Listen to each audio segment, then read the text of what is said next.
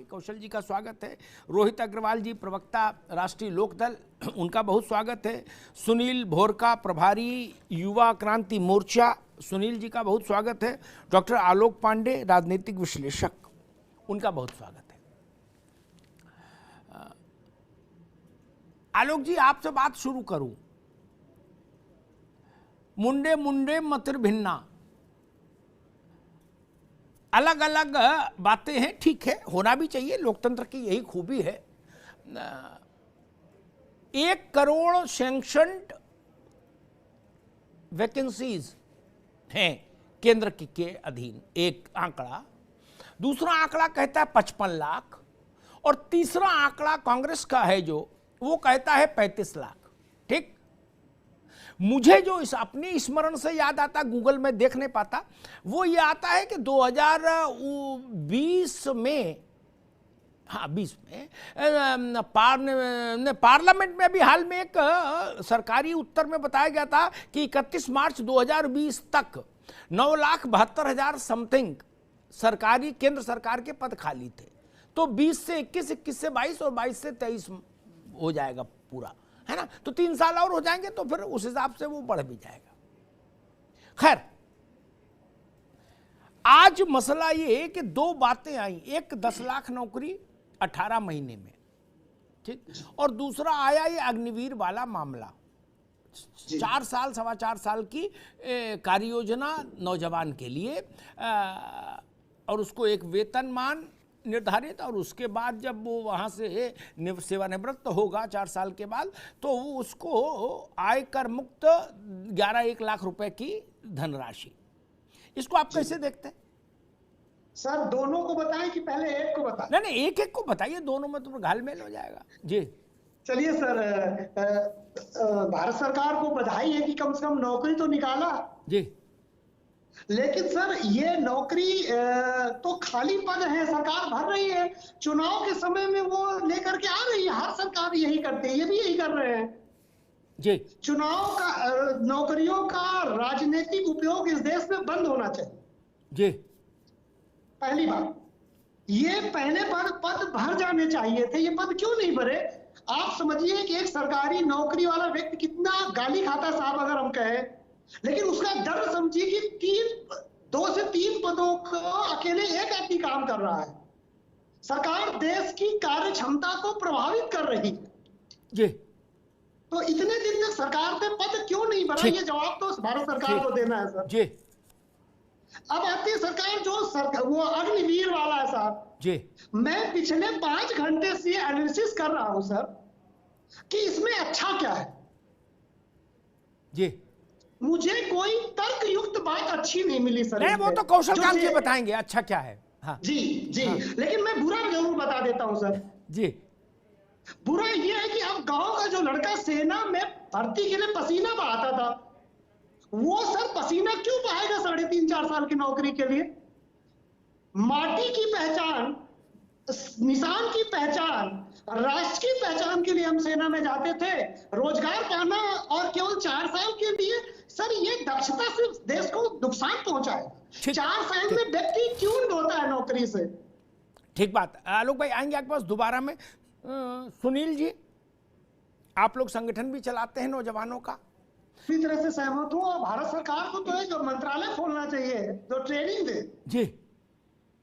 नेता बनने का विभाग होना चाहिए सर जी, और उसमें ट्रेनिंग की व्यवस्था हो। सबसे बढ़िया कमाई का जरिया है। मेरे साथ के कितने नेता जो है सर जो बन गए, इस समय प्रधान थे हमारे मित्र, गांव में उठा टेकते, हम तो पढ़ा लिखा करते थे, और साहब वो हमसे बहुत बड़ी कार से चलते हैं जी। और कुर्ता का सफेदी कमी नहीं होती है, वो बढ़ती जा रही है। हम तो सफेद कुर्ता मेंटेन नहीं कर पाते, टी-शर्ट पहनना पड़ता है। कौशल जी, तो आलोक जी कह रहे हैं नेतागिरी का भी एक इंस्टीट्यूट खोल दो, उसको भी संस्थागत रूप दो, वहां के लिए वैकेंसी निकालो। नहीं, पॉलिटिकल साइंस सब्जेक्ट होता है। आलोक जी थोड़ी सी जानकारी दुरुस्त कर ले, पॉलिटिकल साइंस सब्जेक्ट होता है। नहीं, पॉलिटिकल साइंस से काम नहीं चलेगा, गलत जानकारी है आपकी रोहित। ना उस वो पॉलिटिकल साइंस जो हम लोग पढ़ के आए उससे 2 रुपया काम नहीं होगा, इसे भटकोगे गली गली। प्रैक्टिकल नॉलेज नेतागिरी की पॉलिटिकल साइंस में कहां लिखा कि लड्डू कहां से मिलेगा? लिखा है किसी किताब में? बताइए किताब। मोतीचूर का लड्डू कहां मिलेगा? किस किताब में लिखा है?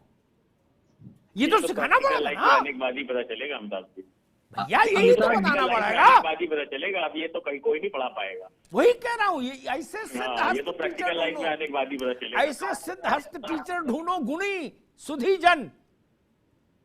कौशल जी, आप क्या कह रहे बताइए। भाई ये जो कई सवाल उठे जी, मेरे मित्र जो राजनीतिक के लिए कोर्स खोलने की बात कर रहे थे, मैं ये कहना चाहूंगा कि राजनीति किसी कोर्स से नहीं हो सकती। आप ये समझिए कि जो मेरे मित्र कह रहे थे कि आपने भी कहा ये एक रोजगार है। अमिताभ जी, मैं बता दूं, मैं ऑर्थोपेडिक सर्जन हूँ, डायरेक्टर हूँ, ज्वाइंट रिप्लेसमेंट करता हूँ।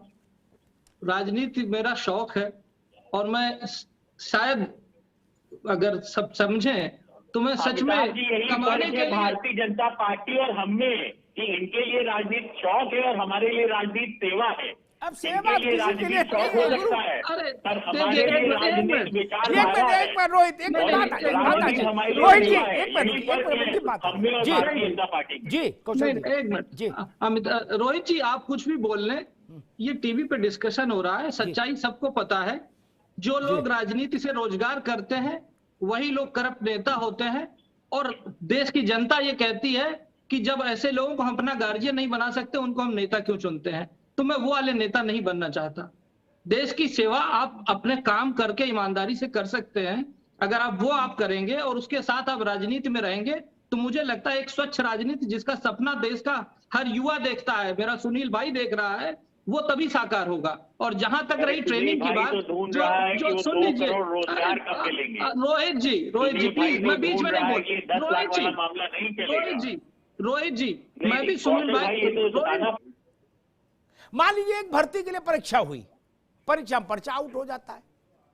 अच्छा, काफी जज कहीं पर्चा आउट नहीं हुआ तो पता लगा कि 100, 200, 500 लोग अलग अलग कोर्ट्स में चले गए, कोर्ट्स ने कहा रिजल्ट रोकिए। तब वो टाइम टेबल जो है वो तो ध्वस्त हो जाता है। उत्तर प्रदेश में 2011 की भर्ती भी लंबित है। जी सर, 2011 की भर्ती, और हो सकता है मायावती जी के समय की भी एक आध भर्ती लंबित हो जो मेरे दिमाग से उतर रही हो। पता है आलोक जी? जी सर, मैं एक उदाहरण अपने घर से देना चाहता हूं सर। मेरे एक रिश्तेदार थे, उन्होंने एएसएम का एग्जाम दिया था रेलवे में जी, और सर जब नौकरी तब मिली थी जब बच्चा उनका 11 साल का हो गया था, हाँ, शादी के बाद। तो सर ये एग्जीक्यूशन की समस्या इस सरकार की भी है, पिछली सरकारों की भी है सर। एग्जीक्यूशन, इस नौकरी मिलने की बात को एक हम सामान्य बात से समझाना चाहते हैं अपने दर्शकों को जी, कि जब बिटिया की दिखाई होती है शादी के लिए ना, तो लड़की की माँ और बाप तब तक डरे रहते जब तक 7 फेरे नहीं हो जाते। तो लड़की देखने से लेके फिर परीक्षा, फिर गोद भराई, फिर दहेज, फिर फलदान, फिर शादी में 7 फेरे। सर नौकरी भी ऐसी ही हो गई है, जब तक ज्वाइनिंग लेटर, सब आप समस्या तो ज्वाइनिंग लेटर भी कंफर्म नहीं माना जाता, उसके बाद भी हाई कोर्ट कैंसिल कर देता है बहुत सारी नौकरियों को नौकरी मिलने के बाद। तो सर भारत की सरकार हो चाहे राज्य सरकारें हो, किसी भी पार्टी की सरकारें हो, सबको ये बहुत पारदर्शी तरीके से लागू करना होगा। सर ये दो तरफा नुकसान पहुंचाती है नौकरियां डिले होने पे। जी ठीक है, बहुत अच्छी बात है। सुनील भोरका, ये बताइए जो नौकरियां लटक जाती हैं, 22 साल के लड़के ने अप्लाई किया, लड़ते लड़ते पता लगा लड़का 35 का हो गया। मैंने कि आप नई पीढ़ी को आईएएस से लेके, सिविल सर्विस से लेके और तमाम बड़ी सेवाओं के लिए ट्रेनिंग भी देते हैं, तो क्या आपको ऐसा लगता है कि भर्ती की प्रक्रिया को कई दफा नौकरशाही इंटेंशनली, विलिंगली, मैं 2 बड़े शब्द इस्तेमाल कर रहा हूं, लटका देती है?